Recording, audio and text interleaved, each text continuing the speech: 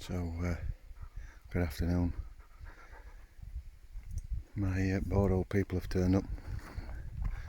This is the shutter for the tank, water tank. He's just checking it for level. He's just got it all pinned, and then he'll secure it. But I'm just going to pan up a bit now. So there's the view, and as you can see over there, there's a bit of a storm coming in. So me and my dog Fred, we're going to get out of the way and let these guys crack on. So we'll leave them to it.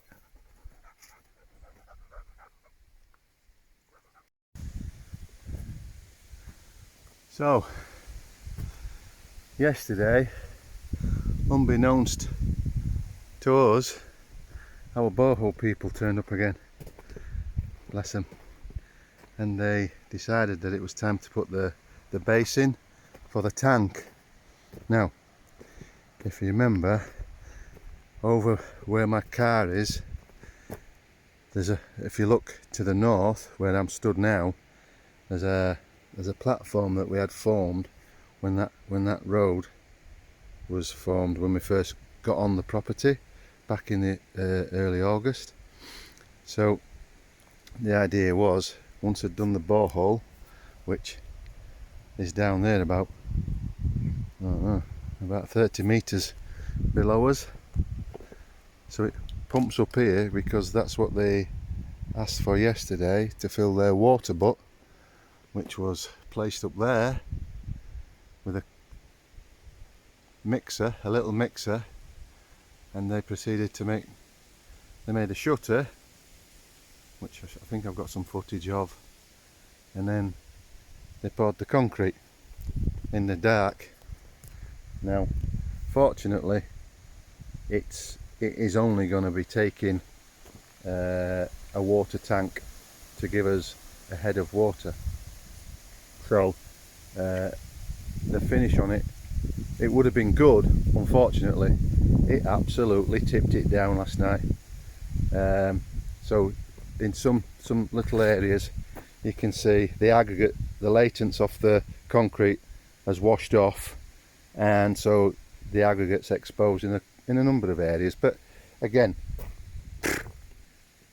it's only going to take a 5,000 litre tank just to sit on here to give us a head of water, which, looking at, so we have whatever, probably need a topo survey to get it precise, but looking at a contour map, I think this here is about 50 meters, 450, and then down in there, down through there where the camp is, that's about 400 AOD. So and then where the car is, that's about, I don't know, say 30 meters lower than this. So it gives us 30 meters, gives us 3 bar pressure. It's not the pressure I'm after. Well, the pressure is the pressure, but once we get, if you look at the height of, say, the top of the mini digger to the top of the base, gives you some idea roughly, and it's roughly where the top of the tank will sit. And so in that location there, on top of this base, we'll have a tank. It'll have it'll fill up from the borehole pump, and then from here I'll have an outlet that will feed down there, and then to the right down into the camp, and then up by my car, and where we propose to put our geodesic dome. So we should have plenty of pressure for water. So yeah, just these guys from the bar, they come at the strangest of times. I think it was about 5 o'clock Saturday afternoon, yesterday afternoon. Unbelievable, bless them. And I worked in the pouring rain. I didn't know they were coming. They never even informed me. They just turned up.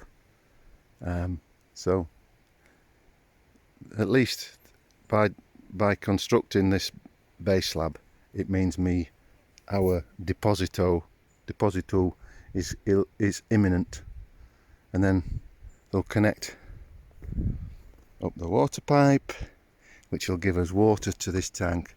It's then incumbent upon me to give the outlet down there, which is no big deal. So that's an update, and I just thought I'd take this opportunity to show you the beautiful views we have from up here. So my idea was, as you may recall, early doors, was to put our permanent habitation up here, and the brains of the outfit, Leanna, said, so how am I going to get shopping up there, you dafty? And she's right. She's absolutely right, because I don't know if you can see it on the video screen, but there's a there's a hell of an incline. You don't want to be lugging shopping up that hill. Never. You might need a chairlift. That might not be a bad idea. No, forget that. So there's the view. I think just over there, just beyond this, the pylons, and just down back of the trees is Lake Cabril. It's a beautiful, it's huge. It's absolutely huge. The Barragem, the dam, is down at Pedrogon Grande, and it's absolutely lovely. It's beautiful. But look at this view, and again, all these pesky eucalyptus trees will be coming down. We've got lots of heather, and that will only get better once we take the eucalyptus down. As you can see from the other day footage, I felled some trees. Doesn't make me a lumberjack, but it makes that area a little bit clearer about what we want to do with it.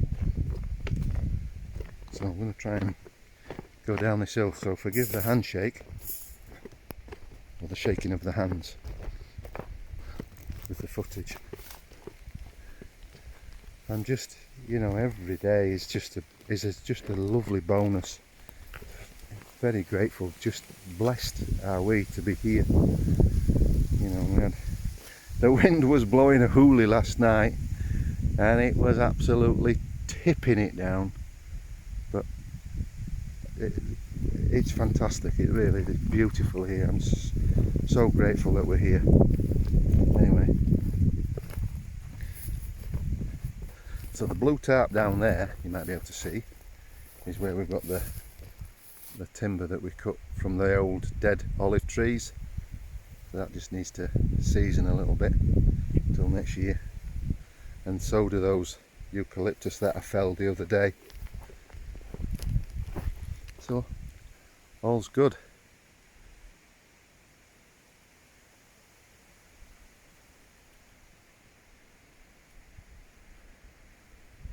It's beautiful here, isn't it? And that sun's still quite warm, despite it being, I think it's the 3rd of October. It's about 23, 24 degrees this morning now.